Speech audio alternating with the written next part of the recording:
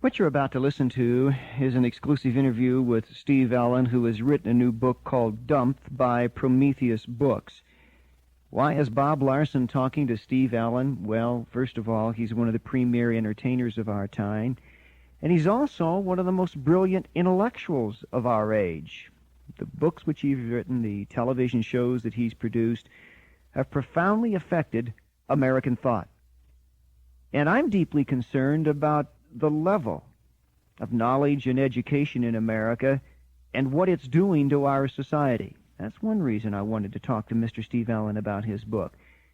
There's another more profound reason, as you will find in this interview, that what we know or what we don't know can hurt us. It can hurt us morally and spiritually. And even though Mr. Allen may not be approaching this issue from an evangelical Christian perspective, he has some insights that we need to hear. And as he points out in the interview, too often we shut ourselves off from what the critics in our midst would have to say, when in fact, if we had ears to hear, we could discover our enemies are our best friends by pointing out those things that we need to pay attention to ourselves that we may be overlooking. And I'd like to ask you the question. Are you a victim of dump? In your own faith, in your own approach to objective spiritual reality, do you ask the right kinds of questions? What about the religious scandals over the last couple of years? Do they indicate that there is a kind of dump in the Christian community, a lack of asking the right kinds of questions at the right time and demanding the appropriate information? Have we put the onus on the Jim Bakkers of the hour when in fact we should be looking in the mirror to see whether or not we have failed to reason properly with the mind and the intellectual capacity that God has gifted us with to understand if those who lead us are really taking us in the direction God would have us to go? My conversation with Mr. Steve Allen is not a spiritual discussion in the classic sense, but what Mr. Allen has to say is profoundly spiritual in terms of what it has to do with the way in which you and I perceive reality.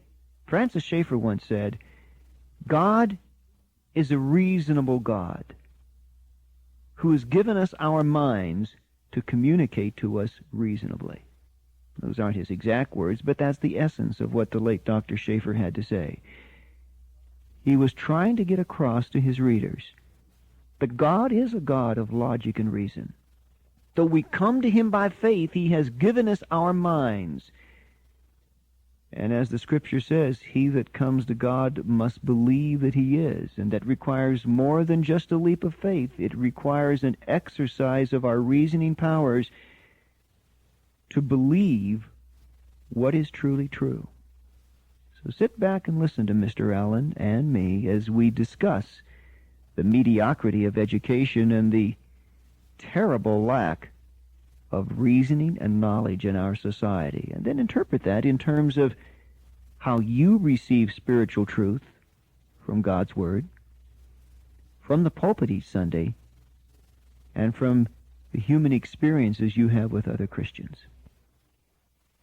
Remember a few years ago, folks, when they were talking about a rising wave of mediocrity in education? Well, guess what? We don't have mediocrity, we have dump. That's right, dump. D-U-M-B-T-H. So says Steve Allen. And he has 81 ways to make Americans smarter. This is that Steve Allen, the comedian, writer, composer, lyricist, actor, concert artist, and lecturer. A man who's written 29 books, several thousand songs, and yes, he created and hosted a lot of TV shows, including the original Tonight Show. But what he has to talk to you about today isn't funny. It's serious stuff. And he has 81 ways to solve a serious problem of incompetence and inefficiency on a vast scale in America. Steve Allen, I want to welcome you and thank you so much. I want to say, first of all, before we get started here, I'm a PBS fan, and your Meeting of the Minds series, I think, is the best thing that's ever been shown on PBS, maybe next to the Bronowski series. Are you ever going to do something like that again? Well, those 24 one-hour shows of Meeting of Minds that we did will always exist, but in the near future, at least, I can't see any possibility of getting back into production. First of all, the network would have to ask me to, which is quite a hurdle, and then I'd have to decide whether I had the time. But the shows will never be lost. They do exist, as I say, and they're like books. They can be reviewed again and again, and always in a very instructive way.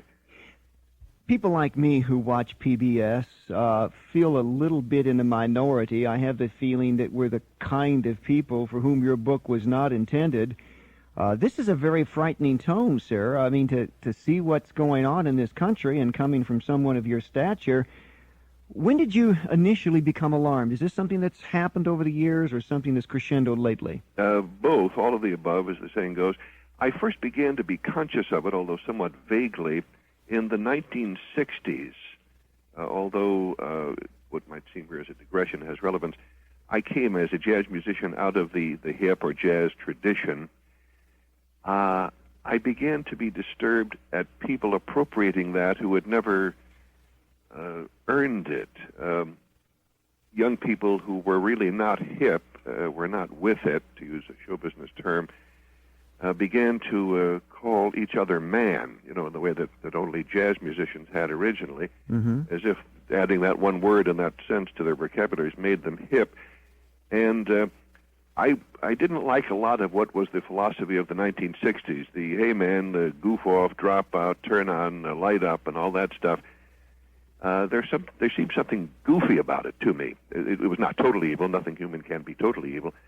But goofiness was, to me, the predominant characteristic. And sure enough, we have now raised a generation of goofs, partly as a result of that do-your-own-thing, don't get uptight tradition. You suggest this is part of what you call in your book garbage music. It seems to me you point out we just got a lot of garbage everywhere. Garbage in education, garbage in the arts, garbage in music. How did we get to be a garbage society? Well, partly for economic reasons, to refer to music since you've mentioned that. Traditionally, down through the ages, it was adults, at least people, let's say, from 18 on up, who dictated the musical marketplace. Their tastes dominated, and children, of course, would hear whatever was good, let us assume, and ask for more of it. But then about the mid-century point in our country, around 1950, for the first time in perhaps economic history itself, quite as regardless of music or the arts, young people began to be quite influential as purchasers. They began to have their own money, whether they were earning it or just got it from the folks, spending money, allowance money, and they were no longer interested in the Bing Crosby kind of music or the Frank Sinatra or Ella Fitzgerald kind of music. They began to like to hear people that sounded like themselves, 16 years old, young kids that had learned just 4 or 5 guitar chords and maybe had a cute personality, and they began to produce a great volume of very primitive, kind of dumb music. Some of it was cute, some of the arrangements were catchy, and it wasn't the same kind of material at all that we had gotten from people like Irving Berlin and Johnny Mercer and Cole Porter and Richard Rodgers and all those gloriously gifted stars of the truly golden age of American and even world popular music. The world used to get its popular music chiefly from the USA. In 1958, at the height of the Cold War, my wife and I were in a hotel dining room in Moscow, and this little 6-piece Russian orchestra was playing mostly old American ballads, good songs. So we did influence the world in that way. Are you suggesting then that Kiss, Bon Jovi, and Motley Crue may not be the best of what America has to offer, that in fact all of the posturing they take with regards to the image of rebellion, that there's something more than just bad music here? It's some kind of an expression of where our culture has ended up, popularly speaking? Yes, that's a fascinating observation on your part, and that deserves about 3 separate books. But yes, you're on to something there. If it were just that everything else is still holding firm, but music had gotten a little flaky, that would be worthwhile worthy of our attention. But it's part of a larger and more disturbing picture. There's generally a collapse in regard to moral behavior, in regard to efficiency, in regard to ethics in business. I did a book a few years ago called Rip Off about white-collar crime and corruption in this country. And to show you how little good my book did, the situation is now much worse than it was about 8 years ago when that book came out. Mr. Boesky apparently didn't read it. Apparently. And unfortunately, there are no longer any exceptions to the corruption in our society. In the old days, we used to, in our minds at least, and sometimes to an extent in reality, divide society into the good guys and the bad guys. And the good guys were the churches and the police and our elected representatives and so forth. Well, they're all one big crowd now, some good and some bad mixed in together. So now in the churches, in the White House, in the Pentagon, in the FBI, wherever you look, there is corruption, and it's a very disturbing picture. But in the book Dump, D-U-M-B-T-H, I address just one narrower aspect of it, and that is the collapse of intelligence in the American mind. But you also point out that this isn't just an academic issue. This is not something for college professors to sit around and debate. Everybody who drives a car, everybody who gets in an airplane, everybody who lives near a nuclear reactor. Sure.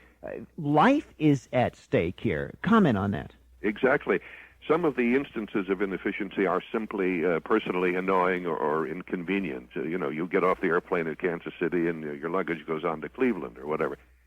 But when the same kind of inefficiency affects the pilot or the manufacturer of one of the engines in the plane, and hundreds of people die as a result, then, as you say, we're talking about matters of life and death. And inefficiency leading to death and suffering is now a daily occurrence in this country. Even in hospitals, where you might think you'd be safe from that, there are constant deaths from just goofiness, dump again. Among hospital personnel, including doctors, too. So there is no safe sanctuary anymore where you could say, well, at least here in so-and-so, we're immune from all that. There are no such areas anymore. In your book, Dumped, published by Prometheus Books, for the people who are interested in getting a copy of it, you deal with some specific problem areas, and we wouldn't have time to get to all of them because we want to get on to the solutions, but I want to bring out a couple of them because there's so much in the minds of people and indicate how this dumped problem manifests itself. Let's pick what everybody says, according to polls, is the biggest problem Americans are worried about, the drug problem. Where does this inability to reason properly and think things through cogently enter into the drug problem? Well, I think you could draw a relationship between the general degree of intelligence and the general goodness, to use an old-fashioned term, of those students who are very unlikely to get hung up with the drug activity, and those students, on the other hand, who are academically in serious trouble. There is a connection between that unhappy factor and the use of drugs or the abuse of alcohol. It's not a hard and fast thing, because sometimes there are people who aren't very intelligent but are virtuous, and some highly intelligent people who are evil. So we're not talking about clear-cut black and white situations here, but there is a general correlation, is what we're saying. How about the problem of world hunger? What is it on these kind of globally impacting issues that we're failing to see through? What is it that's breaking down in the reasoning processes of our society that makes us incapable of addressing these things? Well, at the first level, we're not acquiring the raw information with which to reason. In other words, we're not picking up on those factors and shoving them around on the chessboard in the proper relationships and the proper directions. And this, in turn, relates to the fact that today's young generation doesn't like to read. Maybe lucky 8% likes to read, and they're doing pretty well, but they're a very small minority. Television is partly to blame for that. There are other factors, too. I have a section of the book that talks about the problem factors that gave rise to this, the causative factors. But if we don't know how many hundreds of millions of people are living in misery and poverty, then we're not very likely as individuals or representatives of our society to do something about it. So knowledge is power. Know the truth, as Jesus said, and it'll make you free. It will also sometimes scare you to death. But you have to know the facts. You have to know the raw material. So that's one of the reasons it's so catastrophic now that many college-age and high school-age Americans don't know beans about stuff that about 30 or 40 years ago, American boys and girls picked up very casually in 4th or 5th or 6th grade. I'm talking about basic baby stuff like Columbus in 1492, where London is, that sort of thing.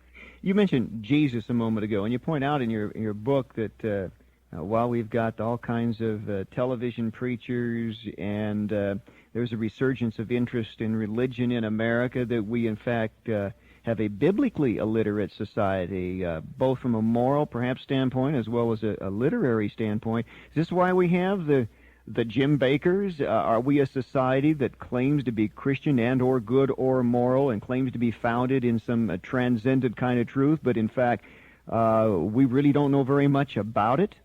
Well, we're talking now about two general areas and many subdivisions, of course, in those two.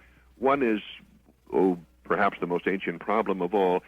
How is it that a human being can know in a given narrow situation, let us say, what is right? In other words, his mind is not confused on that, and yet do the opposite. My book actually does not address that problem, although there are thousands of books that do, so I'm not sure the world needs my help on that. But in other words, I think Jim Bakker probably is quite knowledgeable, just to take his one example, about Scripture. He can quote it to you and probably get a high mark on a test of what he knows, but it didn't seem to do him much good as far as behaving like a sensible or moral human being is concerned. But what my book does refer to, as you've seen perhaps, is simple ignorance. I refer to a magazine article I came across in a Christian publication some years ago. A minister had the vague idea that some of his flock didn't seem to know much about biblical references, and again, very basic stuff, nothing sophisticated. So he gave them a test, and of course the news was very bad indeed. They didn't seem to know much about the life of Jesus or about biblical history or anything. The point here is not that we all have to be biblical scholars, but what I'm about to say is true, even if there were no God. In other words, you don't have to be a Christian or a Jew to perceive this fact. Even, I repeat, if there were no God, it is still the case that the Judeo-Christian tradition, as theology, as philosophy, as history, as ethics, is absolutely dominant. It was formative in constructing our civilization. And therefore, to know practically nothing about it is obviously an instance of dump in itself. So there is, again, no exception. Whatever the intellectual discipline, we're goofing in any one you might bring up. You know, there was an illustration you gave in your book as to how you kind of got the light turned on regarding this issue that struck me as fascinating, and that's soap opera characters being treated with some kind of vicarious, real relationship by the audience. Now, to many of us, this was kind of a groan in our system that, oh no, she had a mastectomy on television and people are sending her get well cards. But you see something deeper in that about our collective intellectual psyche. What is it you're seeing? Well, I see a serious difficulty in the minds of millions to distinguish between reality and unreality. I think that's the simplest way I can put it. Now, it's perfectly reasonable if you see a television drama or a motion picture or a Broadway play and somebody dies on stage, let's say, it's perfectly reasonable to cry. That's nothing unintelligent at all. That is the appropriate, reasonable, in fact, response.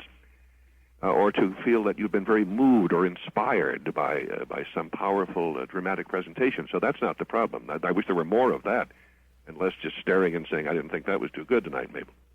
But the dangerous and really depressing situation here is that when, as I've mentioned, in a soap opera, a character has a baby, to give one specific example, they get thousands and thousands of gifts for the baby. They get, diaper supplies and little booties that people made and baby powders and things from people who obviously think there's a real baby that got born somehow to a real mother, and that is scary. They don't know that soap opera is fiction. Now, the rest of us might think, boy, you have to be pretty stupid to do that, but that's your judgment. The thing is happening, and we have to be concerned with it. How do you respond to those who say, okay, Mr. Allen, you write this book, Dumph, and you even give lumps to television. You say it's 40 years of watching TV. It's helped to get us in this mess. And people point back at you and say, excuse me, Mr. Allen, but you are Mr. Television. I mean, you're one of the people who created this monster to get us where we are. Yeah, that's a perfectly fair question. It's not fair if they blame me for everything. It's like saying that you're a Methodist. Well, then, as a Christian, you're responsible for the Spanish Inquisition. You know, you can't blanket reason in that sense. So we're not going to lay the problem of Roseanne's lack of mental acumen at your doorstep. Not at my personal one. No, I'm not fighting against that. But it is absolutely true that those of us in television bear a great responsibility. And I think by and large, over the years, even in some of my out-and-out comedy shows, a number of our sketches have been up to something, have been saying something. We used to do a lot of material that was highly critical of the mafia, of the totally corrupt Teamsters Union, of instances of racism. It is possible, everyone knows this, I suppose, to deal in a light comic way. With the films of Woody Allen, there would be one instance, and of course the writings of Jonathan Swift. There are many instances in literature and the popular arts in which a picture makes you laugh, but it also makes you think. I think the 24 shows of the Meeting of Minds series that we were talking about are an instance of the responsible use of television. But there are other cases where I simply got hit by a pie and everybody laughed and the world didn't learn anything much. They were just having a good time. You say that we are raising a crop of moral monsters and that something about our methods of nurturing, in fact, discourage the virtuous. Yes. Highlight that, please. Well, here again we're touching on an ancient problem and nothing that's uniquely American or uniquely modern, but the degree factor may be unique now. It may be worse now because there are more factors in the large equation. It is clearly true that if you look into almost any standard of statistical measurement of society, so that you can tell in an even loose way how well or how poorly things are going, practically all the news now is bad. Well over 90% of it is bad. Divorce statistics, all that sort of thing. The family, which is where human beings come from. Obviously, they don't come from a field. They don't grow like ears of corn. The growing field for new crops of humans is the American family, and it is in a state of serious collapse. Now, there are dozens of reasons for that. One of the frustrating things about discussions of this sort, as you know, is you realize if you pick up one thread and you give a tug on it, it's connected to 5,700 other threads, and it's hard to just continue to concentrate on the one thread you first touched. But even that point shows that there's an interrelationship among all of our problems. In the book, at one point, I specify, I think, 25 major problems that Americans and world citizens face. And then I stop and say, now, if you'll look back over that list, you'll realize a lot of these things are interconnected. For example, to refer to problems of education, as soon as you lift that one up and look closely at it, you realize you're also talking about slums and ghettos and poverty and drugs and crime, and you begin to get the sense that it's one large and very unhappy picture rather than a series of totally separate questions or problems. Let's deal for a moment here with some of the 81 ways to think better that you talk about in your book, Dump, and I've selected a couple of them to draw to your attention.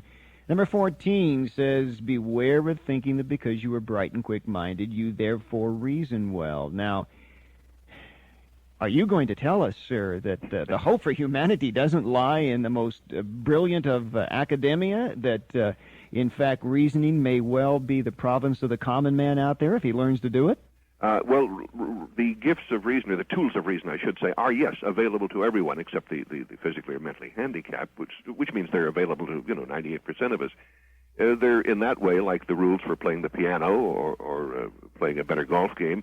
There are tricks of the thinking trade. There is such a thing as logic, and some of it is sort of mechanical and formal, and that instruction can be given to anybody. I've seen examples of that in the general semantics movement, which has done marvelous work addressing such problems.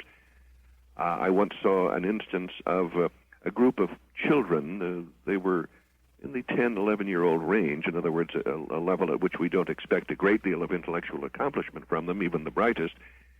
And the exercise involved their standing up in front of the audience with magazine or newspaper advertisements or magazine or newspaper stories, first reading them aloud so we would all know what we were talking about, and then picking them apart in terms of critical intelligence, analytical intelligence. I don't mean destructive or pejorative intelligence. I mean just analytical. And it was one of the most thrilling things I've ever seen. They saw where the hot air was. They saw where the faulty connections were. They saw where the writer or speaker was trying to put one over on them, and those kids did not let it be put over on them. Now, they did not do this because somebody said, find me the 12 brightest kids in Los Angeles. They were average children, but they had been taught some of the elements of critical thinking. So it is that simple. One of the points you make is, quote, remember that much truth is relative, end quote. Now, it seemed we need a definition of terms here. Semantics is not truth. If truth is truth, how can it be relative? What are you getting at? Well, this is, again, one of the ancient philosophical puzzles, and I'm certainly not a professional philosopher or a professional anything except for the writing and the music and the entertaining. But I'm a concerned citizen, and it's in that capacity that I address this kind of problem. It is clear that much truth is relative. Everybody knows that, really. The only debate is all truth relative? The answer to that might be yes, because it's possible for a given truth to be both relative and absolute at the same time. An absolute truth, the truths of mathematics are absolute. 2 and 2 really add up to 4, and they don't add up to 6 and 7/8 or egg salad sandwich. There is one correct answer to that. But we're now getting into an area that even the Platos and the Aristotles and the Aquinas have differed on. But my book takes a very surface view of this kind of question. And the point of my suggestion here, this particular rule or tip, is don't be so damn dogmatic about your views. You may be just giving us your opinion and not a fact at all. And even if you are correct, you have to realize that meaning often comes out of relative relationships. For example, I give in the book the example that if the temperature is 0 today in some cold part of the world, and it goes up to 40, everybody says, hey, isn't it great? It's really warm today. If in some other part of the world the temperature is 80 and it drops to 40, everybody says, oh boy, is it cold today. They are both talking about a temperature of 40 degrees. They're talking about exactly the same thing. But from one frame of reference, it's very cold, and from another, it's very warm. So that's an example, and it's designed to encourage a kind of a freer, more creative, and more compassionate and humble thinking. This is the end of Side 1. Please turn the cassette over at this point for the continuation of the message on Side 2. Another one of your 81 reasons, simply because you read something in a book, magazine, or newspaper, it does not automatically follow that it is true. Now, we may all know that about the Globe, the Star, and the Enquirer, but do we really want to know that about Time and Newsweek? Do we want to know that about Mr. Brokaw and Mr. Rather? And if we should have more inquiring minds, then how does the average person not be dumped? I mean, we take it for granted that when Mr. Rather sits in front of that camera, he's got this massive crew of researchers and writers and journalists and people behind him, and we take it as the gospel truth. Sure. Well, you've provided part of the answer in the way you formed the question. Obviously, if you look at, say, 10 sources of information, you might say, well, the New York Times, well, I'll put that in number 1 position because it's generally highly reliable, and the Enquirer will put down in number 10 position because they print a lot of nonsense along with a certain degree of truth. And most people, as you say, do have a sense of that. But yes, even whatever you consider the highest, most authoritative source, you must never simply toss your critical intelligence overboard. All you can say is, well, the Presbyterian Church has never lied to me before, and I like the sound of practically everything they're telling me here. But let me check this point out. It's a general attitude of mind that you then apply to 1,001 specific cases. What we have in our society today is the instance of the belief that soap opera characters are real and are really dying and having real babies is a total abandonment of the critical intelligence. It's, they said she had a baby. I guess she did. It's that kind of stupidity, to use a harsh word, that must be discouraged. If I hear what you're saying, you're not Moses coming down from Sinai ready to smash all the sacred calves, but you're just saying, before you bow down and worship it, whether it be the media or whether it be the intelligentsia, just ask some really tough questions that dump is just kind of being dumped on. Is that what you're saying? Yes, just reserve judgment. I don't mean for your whole life. G.K. Chesterton, a great thinker, once said the object of having an open mind, and he didn't say that we should not have open minds, but he said the object of having an open mind is pretty much the same as that of having an open mouth, eventually to close it on something. So I'm encouraging an open mind, not that you should never decide about anything, that would be foolish and self-destructive, but that you shouldn't rush to judgment. You shouldn't believe something just because your Uncle Bill told you that and he's been a nice guy. You have to add a little something of your own. You have to become involved with your own search for the truth. Again, it's an attitude. You can't stop to, check over every single line in every newspaper. You'd never get to work in the morning. But it's an attitude I'm trying to encourage, and another attitude I'm trying to discourage. One of your 81 ways to make Americans smarter in your book, Dump, is to continue your education until death. I'd like you to comment on that in the perspective of your own life. Obviously, Steve Ellen, who's one of the most famous persons of our time, you are recognized as a real Renaissance man, an expert in a number of fields. You've excelled. I mean, Steve Ellen is an American folk hero. I mean, you've done it all. You don't have to write another book. You do not have to keep challenging your mind. Why is it that you feel this impulse, and what is it about your own life that you can share with others that would encourage them not to just sort of retire, play golf in Palm Springs, and call it quits? Well, it's always easier to talk about others and other things than oneself, at least for me it is. But since you forced me, it occurred to me some years ago that just as there are temptations to do evil, with which we're all sadly too familiar, there are also temptations to do good. And we ought to get into the habit of acting on those temptations. Sometimes over the years I've done things that were quite inconvenient. This is terrible because it sounds like I'm saying, aren't I a marvelous fellow? And that isn't the point. I'm just trying to make a point here that others can use.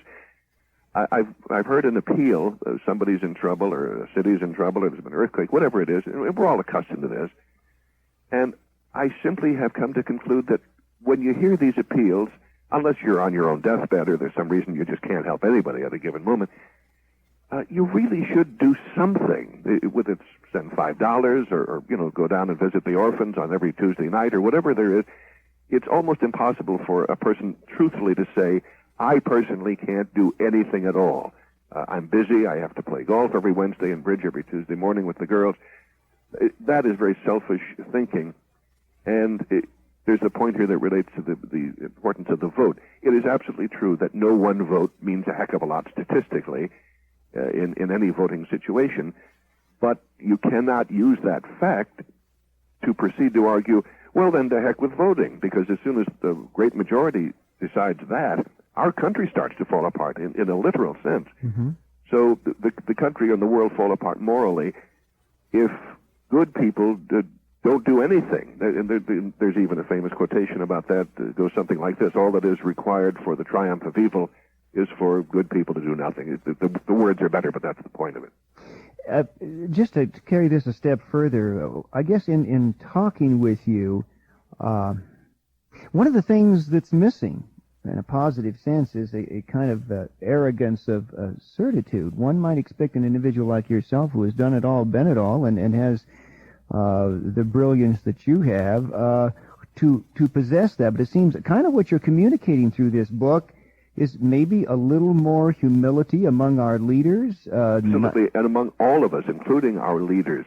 I have noticed that whenever I have spent time in the company, social time in the company of extremely brilliant people, far more intelligent than I am, and far better informed, some of them formal scholars, for example, I've noticed an appealing, granting exceptions, I've noticed an appealing modesty.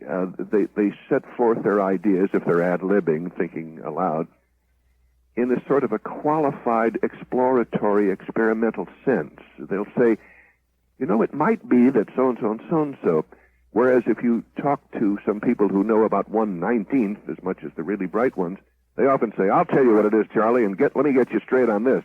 There's a kind of an arrogant, a lack of humility, a sense of certainty without any grounds whatever. They're often talking total nonsense. You find this among racists or political fanatics or religious fanatics, a terrible certitude. Whereas when you read the philosophers, if you go that high, they often, while they have their firm beliefs and their firm bedrock positions, nevertheless they communicate in a very appealing way. It takes respectful attention to the views of the opposition.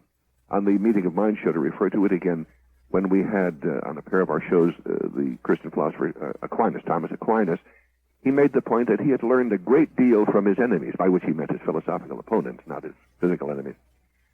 We don't seem to be able to learn anything from our enemies. Once we decide that a man is evil or his philosophy is evil, we turn our minds off to it totally, and we should not do that. Even if it's clearly evil, such as Nazism or the Ku Klux Klan mentality or something of that sort, we should still study it.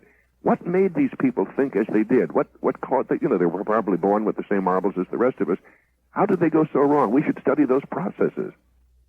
You, in one of your 81 ways, suggest that we watch less commercial television, and another one say watch the best of the television talk shows. Are you prepared, Mr. Allen, to stick your neck out and be a little more specific about who we shouldn't watch or who we should watch? Well, I wouldn't be too unhappy if the ratings dropped on soap operas and game shows of the mindless sort. I don't condemn all game shows. I've hosted game shows. I used to be on the panel of the old What's My Line show. There is such a thing in the world as a place for just fun. I'm not saying you have to learn from every experience of your life, although oddly enough on another level you do. But I, too, will occasionally just look out the window and drink a cold beer on a hot day, or I watch football on the weekends. And if the guy likes to go fishing, I'm not saying give up fishing and read books. Life isn't a matter of such simple choices, and it could get a little bit more dull if it was. But again, we're talking about degree and about attitude and ways of thinking, ways of approaching problems. There is a way that is characterized by mindlessness, by arrogant certitude, by very loud voices raised in saloons and so forth. Generally, people speaking out of remarkable degrees of ignorance. And there's another attitude of mind which, again, is respectful of opposing views, which realizes that no one philosophy has all the answers. That's a statement which in itself scares some people to death. They say, what? And then they fill in a verb such as Christianity or socialism or free enterprise doesn't have all the answers. And the response is, yes, even if it's the best deal in town, it does not have all the answers. There are even some classic questions in moral theology. If you read Job to try to find out why, as the modern saying has, bad things happen to good people, if you read very carefully, you'll realize that Job never answers that question. The book kicks it around and adds enlightenment and encouragement and inspiration, but the question really cannot be answered to the satisfaction of the world jury. So again, I didn't come here to lecture about Job, but just to talk about that openness of mind, that willingness to explore ideas, whether we have never previously thought of them or not, or whether we even thought they didn't sound too good to us or not.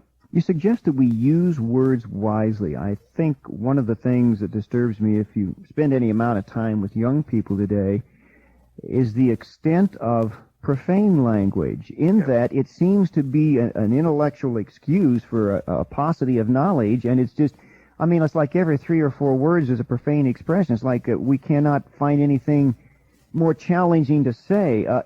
Are we becoming, apart from the moral context, a profane society in part because we're becoming a dumb society? Is that what? And I don't want you to, maybe you would like to comment on the Eddie Murphys of our age. And I'm willing to. These are brilliant people, but yet there's something beyond the offensiveness of it. It just seems a cheap, easy way out intellectually.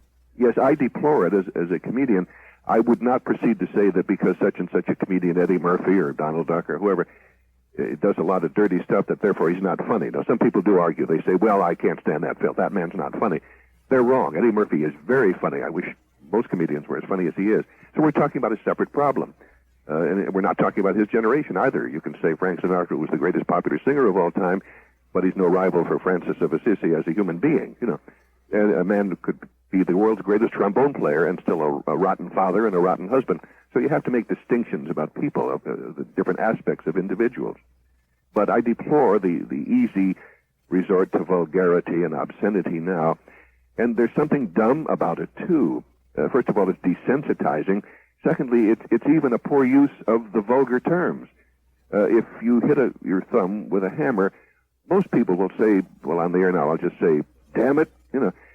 But if you've been saying damn it all day long, like damn it, pass me the salt, and damn it, what time is it, then you have nothing to follow when you do hit your thumb and want to get really some emotion off your chest. So they're even cheapening vulgar language.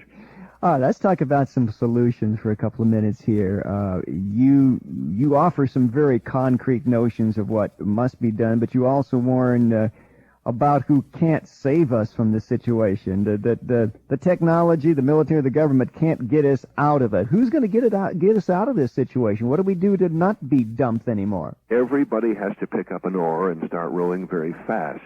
Sometimes people think, well, yes, the world is terrible, and I can think of 17 ways that it is, and 3 of them apply here in Cleveland or Kansas City, and my own sister got struck down by problem number 7 and so forth.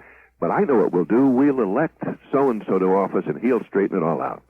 No, folks, that will never happen. I don't care how great a human being is, Republican, Democrat, liberal, conservative, or sideways. A great man in office will be wonderfully helpful, and it would be a big improvement over some of the dodos we've had, but that is not, quote, the solution. Leaders are often part of the problem. First of all, American leaders are not, and even ought not to be, emperors or kings. They do not have total power. This, again, is an ancient problem in political philosophy. If you could get, as the term has it, a philosopher king, in other words, a very wise man, a very just man or woman, monarchy wouldn't be the worst form of government in the world, because you would have such a marvelous person in the palace that he would be very unlikely to do much wrong.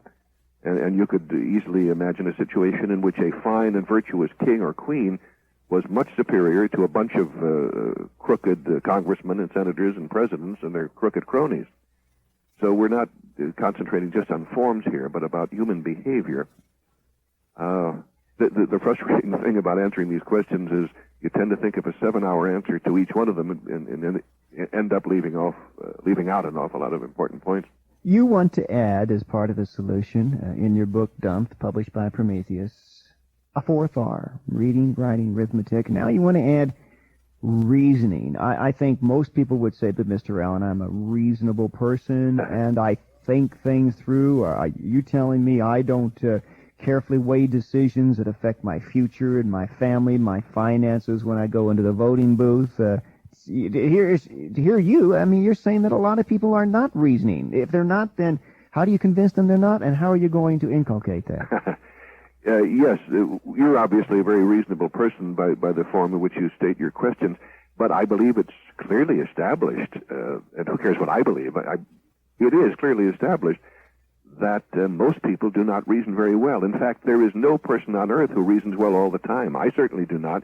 And early in the book I say, incidentally, let me step aside from my main argument here and make a little point. It's little, but it's important, and we should clear it up before proceeding.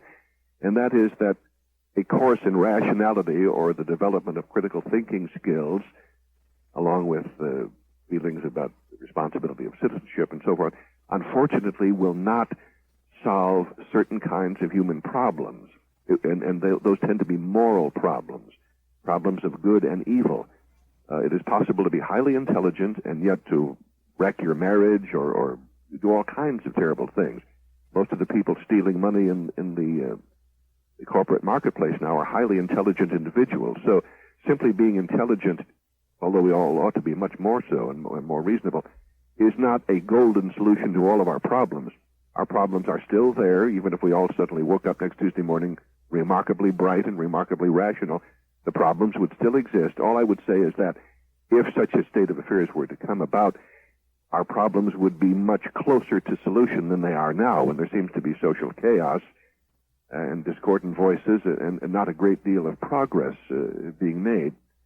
So while we definitely need more common sense and more reason, we should not place too much faith in them.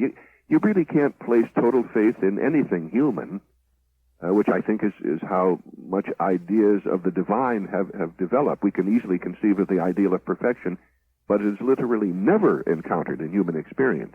We conceive the ideal of justice.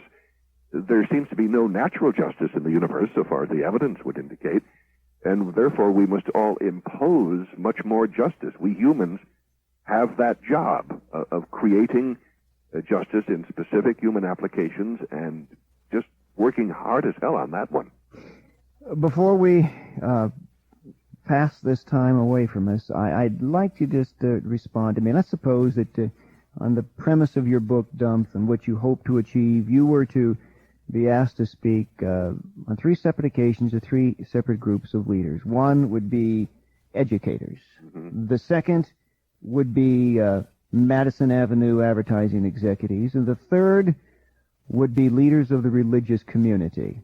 What is it that you would distinctively say to each of those 3 classes of leaders and people who are influencing the formation of thought in our society? What is it that you would say to them to conquer this problem of dumps? Well, I tend to think in ideal terms, and yet I'm a practically enough realist to know that ideals cannot simply be imposed. In fact, attempts through history to impose them have never worked out well. It would obviously be much better to deal with the specific if nobody ever drank alcoholic beverages, because they've led to thousands of deaths, well, millions of deaths over the long course. And we all can recognize, yeah, I guess it would be. But when we tried to impose that in this country, the results were disastrous, and we'll never get rid of the mafia now because we set them up in business, because there was a market for something. The law said there's going to be no more market, so crooks had to run the market. It was that simple. Mm-hmm. But nevertheless, you have to think in terms of ideals, but be realistic enough as to the possibilities of their being acted out or achieved.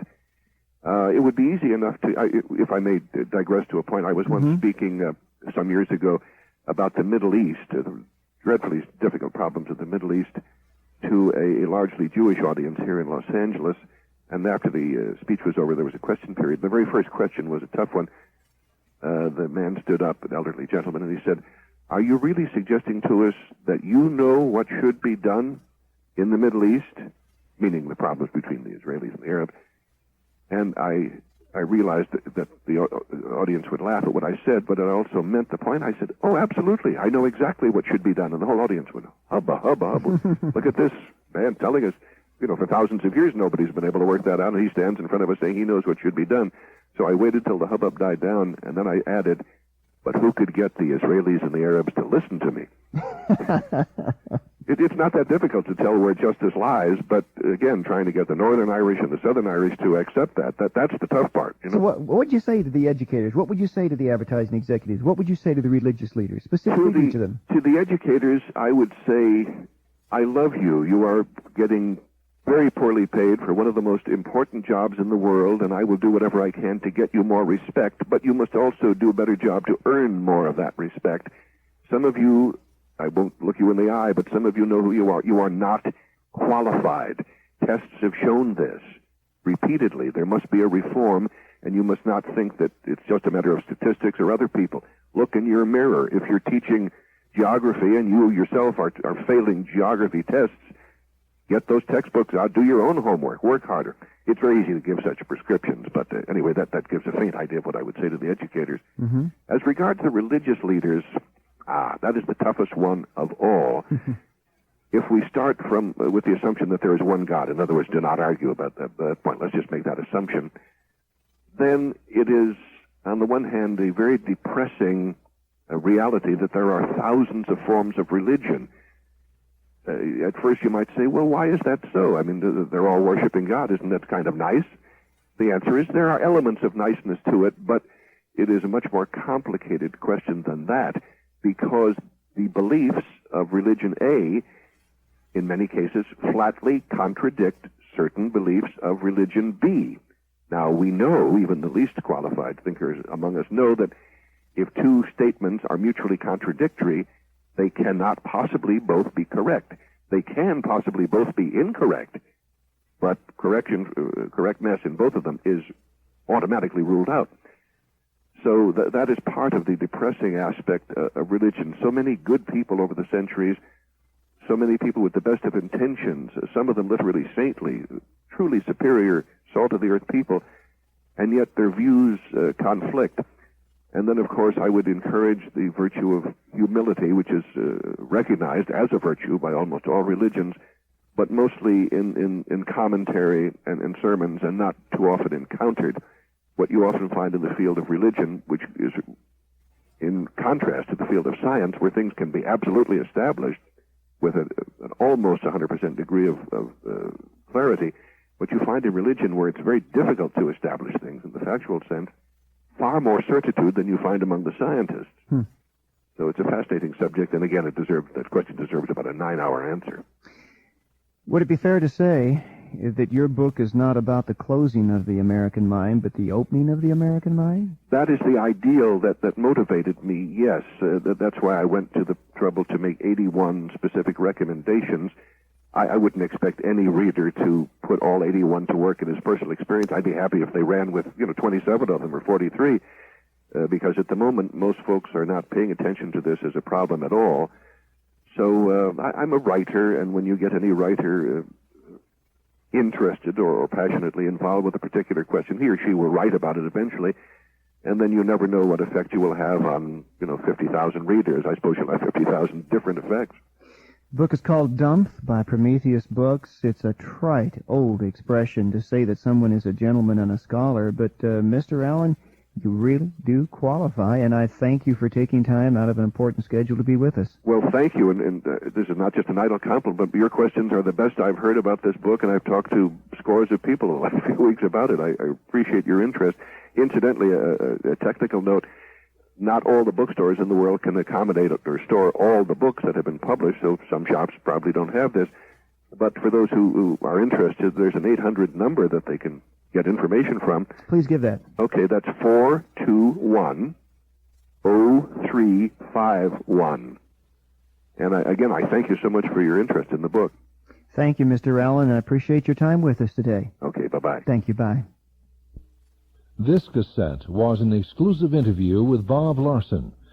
Your continued support as a Communicator Club member keeps Talkback on the air and Compassion Connection in action. Thank you for your continued support and for listening to Talkback. This is the end of the message. For further information regarding other topics available on cassette and in printed form, write Bob Larson Ministries, Box 36A, Denver, Colorado, 80236.